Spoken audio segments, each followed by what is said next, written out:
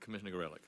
Thank you, Mr. Chairman, and thank you, Mr. Secretary, and your colleagues for being here today and for sharing your thoughts with us. I'd like to start where Commissioner Benvenisti left off in his dialogue with you.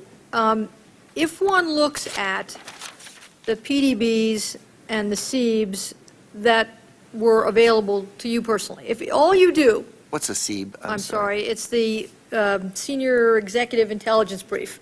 So these are the daily briefings that go to people at your level and just below you. If you look at the headlines, only the headlines of those in the period that has come to be known as the Summer of Threat, it would set your hair on fire, not just George Tenet's hair on fire. I don't think it is fair to compare what all the intelligence experts have said was an extraordinary spike that plateaued at a spiked level for months with spikes that happen, come and go, and are routine. You were right. Seeing the PDB and shared that concern. Pardon me? I was seeing the PDB each morning and shared that concern. Well, I expect that you would. So now I would like to talk about the items the aspects that were in your control. I had a conversation with Secretary Wolfowitz, one of his predecessors, when the 1996 Olympics were being planned about what do we do when an aircraft is being hijacked and is flying into a stadium at the Olympics. What is the military's response? What is its role? And it has always been my assumption that even though, yes, you were looking out, that you have a responsibility to protect our airspace. So my question is, in this summer of threat, what did you do to protect, let's just say, the Pentagon from attack? Where were our aircraft when a missile is heading toward the Pentagon? Surely that is within the Pentagon's responsibility to protect, force protection, to protect our facilities, to protect something, our headquarters, the Pentagon. Is there anything that we did at the Pentagon to prevent that harm in the spring and summer of '01? First, let me respond as to what the responsibility of the Department of Defense has been with the hijacking. As I said, it was a law enforcement issue, and the Department of Defense has had various understandings with FAA whereby when someone squawks hijack, they have an arrangement with the Department of Defense that the military would send an airplane up and monitor the flight, but certainly did not have, in a hijack situation, did not have authority to shoot down a plane that was being hijacked. The purpose of a hijack is to take the plane from one place to another place where it wasn't intended to be going, not to fly it in a building. Second, with respect to the defense of the Pentagon, you're quite right. The force protection responsibilities do fall on the military, and just to put it right up on the table, we're in the flight pattern for National Airport.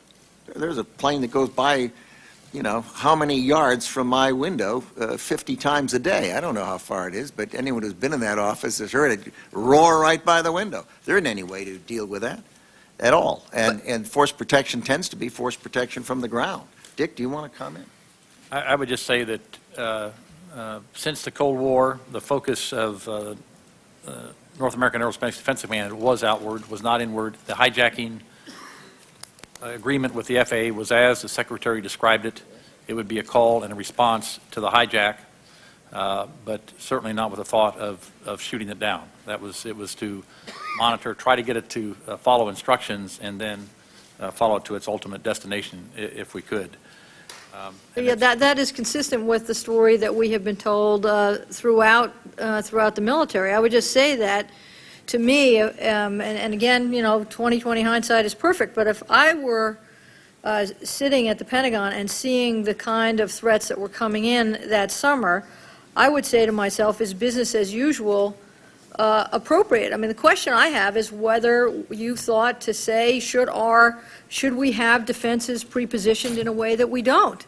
We know that our forces, that our aircraft from NORAD came too late to the Pentagon. Well, sure, we changed our whole air defense posture at the end of the Cold War. We went about 22 sites to down about 7, as I believe, between the U.S. and Canada, purposefully and at direction of senior leadership.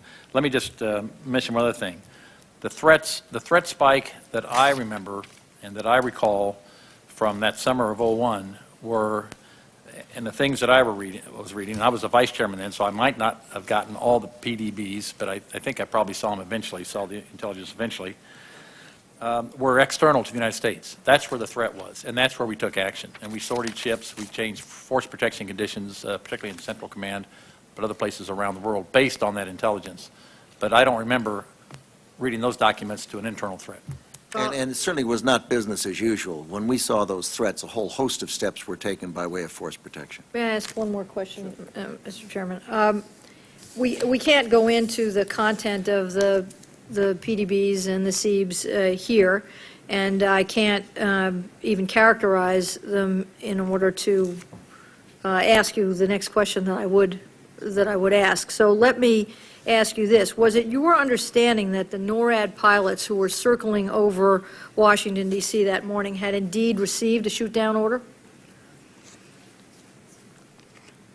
When I arrived in the command center, one of the first things I heard, and I was with you, was that the order had been given, and that the pilots, correction, not the pilots necessarily, but the command had been given the instructions that their pilots could, in fact, use their weapons to shoot down commercial airliners filled with our people in the event that the aircraft appeared to be behaving in a threatening way and an unresponsive way.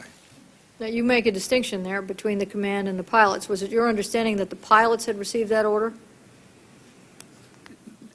I'm trying to get in time because well, I think my understanding, I've talked to General Eberhart, commander now of NORAD, and I think he's briefed the staff. And I think what he told the staff, what he told me, as I recall, was that the pilots did, at the appropriate point when the authority to engage civilian airliners was given, that the pilots knew that fairly quickly. I mean, it went down through the chain of command. It was on a threat conference call that it was given, and everybody heard it simultaneously. The question then would be, the reason I'm hesitant is because we went through 2 or 3 iterations of the rules of engagement. And in the end, we ended up delegating that authority to, at the lowest level, I believe, to 2 stars. Right. And the pilot would be then describe the situation to that level. To the extent that level had time, they would come up to General Eberhart. And to the extent Eberhart had time, he would come up to me. And to the extent I had time, I might talk to the President, which in fact I did do on several occasions during the remainder of the day with respect to international flights heading to this country that were squawking hijack. I'm just trying to understand whether it is your understanding that the NORAD pilots themselves, who were circling over Washington, as you refer to in your statement, whether they knew that they had authority to shoot down a plane. And if you don't know, it's fine to say that. You mentioned them in your statement, and I would like to know if you know the answer. I do not know what they thought. I haven't talked to any of the pilots that were up there. I certainly was immediately concerned that we did know what they thought they could do, and we began the process quite quickly of making changes to the standing rules of engagement. Dick Myers and I did, and then issuing that. And we then went back and revisited that question several times in the remaining week or 2 while we were still at various stages of alert. And we have since done that in connection with several other events, such as the Prague Summit. As you know, we were not intending to address the issues of the day of in this hearing, and it is the subject of a full additional hearing, and we may be back to you with these questions with a more precise timeline for you to look at. Thank you very much.